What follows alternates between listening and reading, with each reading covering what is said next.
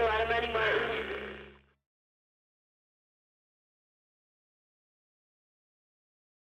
Calaveras County Sheriff's investigators said today that mass murder suspect Leonard Lake may have had other accomplices besides fugitive Charles Ng. Sergeant Ron McFall said there is a good possibility that others may be involved, but not in a very organized way.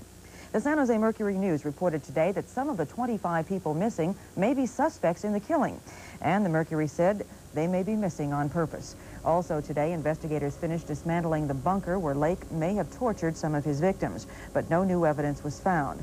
And they did not find a pit or hole underneath the bunker that one woman reported seeing. Police now say 10 of the previously unidentified 15 women whose pictures were found in the bunker have been found alive and well. Investigators have no information at all on the other 5. Marin County Bank executive was arraigned today on charges of murdering a $500 a night prostitute. The woman's body had been dumped near a remote West Marin ranch. Investigators say she was killed during the enactment of a bizarre sexual fantasy. Claude Mann reports. 39-year-old Leslie Arthur Bird, senior vice president of West America Bank, was arrested yesterday on suspicion of murdering 19-year-old call girl Cynthia or Cindy Engstrom. At his arraignment today, Judge Gary Thomas rejected a defense motion to set bail at $100,000, setting it instead at $250,000. The prosecution says Bird killed the girl during an underwater bondage fantasy. Investigators say it happened at Bird's Novato home, where he was in the habit of bringing prostitutes when his wife and 2 daughters were out of town. Officers say Bird told them he found the girl in the bathtub already dead and that her death was an accident. But investigators say the physical evidence, including severe bruises on the body, is not consistent with that story. And they say she was suffocated, not drowned. There was also the story other call girls told police. One of the prostitutes related that he had discussed this fantasy of his about bondage in a bathtub. She wouldn't go along with it. And we have to maybe assume that Cindy did. After the arraignment, the prosecutor and the defense attorney were non-committal about this case. He's charged with murder, which can either be first or second degree, and we have the option at trial of making a choice in terms of whether we would be asking a jury to convict him either of first or second degree. There is some investigation that is still going on. There are still some tests to be performed, and of course, as you've seen from the papers, there is a question of whether it was an accident. And until all the material is in, until I've reviewed it all, I'm really not sure what we're going to be saying about that aspect of it. For the time being, Bird is being held in Marin County Jail in lieu of that $250,000 bail. His next court appearance is scheduled for Wednesday when he'll enter a plea, and a date will be set for the preliminary hearing. In Marin County, Claude Mann, KTVU Channel 2 News.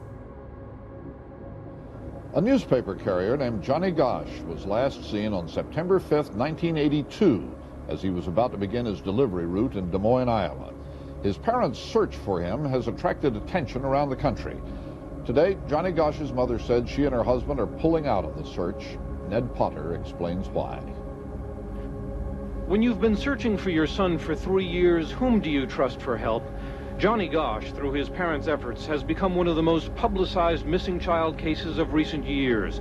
Last month, John and Noreen Gosch were buoyed by a new clue, a dollar bill with a cryptic note that appeared to be from Johnny. We just want our son back, and we're willing to negotiate.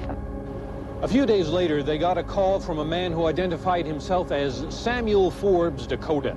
He said he was a motorcycle gang member and that Johnny was being held prisoner by a man in Mexico.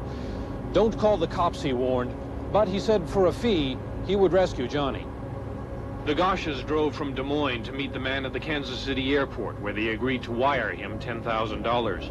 2 weeks later, they got a call to meet him at the Cleveland airport, where Johnny would be delivered. But it was all a ruse. The family called the FBI, which staked out Cleveland, and saw nothing.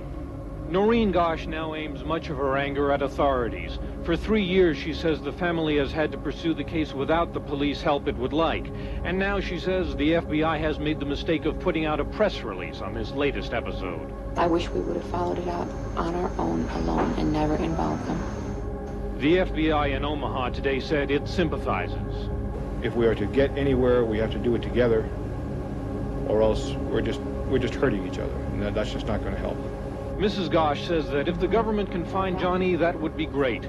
But after 3 years of unending strain, she says she doesn't have the strength to keep on trying. Ned Potter, CBS News, Des Moines. Up next, she was held as a slave for 7 years. Now an exclusive interview with the slave master. It was a story that haunted all of us. The triumph of Colleen Stan, held as a couple's life slave for years. I don't think I've ever been a danger to women. The family man who kidnapped Colleen Stan off the street, made her his personal slave for 7 years. Now meet Cameron Hooker, the slave master. The most dangerous psychopath that I've ever dealt with, and I feel that he will be a danger to women as long as he is alive. Face to face. Are you not the monster the press has portrayed?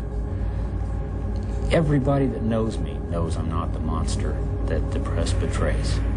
You know, I don't have to fool anybody. I mean, you don't have to be around me very long to see that is not the way it is. A meeting with the slave master tomorrow on hard copy. And that's it for tonight. Thanks for joining us. I'm Terry Murphy. And I'm Barry Nolan. Good night. Take care. Hi, I'm Heidi. Hi, I'm Ray. Hi, Kim. Hi, nice to meet you. Nice to meet you too. Is there anything special you'd like for us to do for you today? Oh, you could do some vacuuming and dusting, and we'll watch your real close. Basic everyday cleaning. Sure. All right.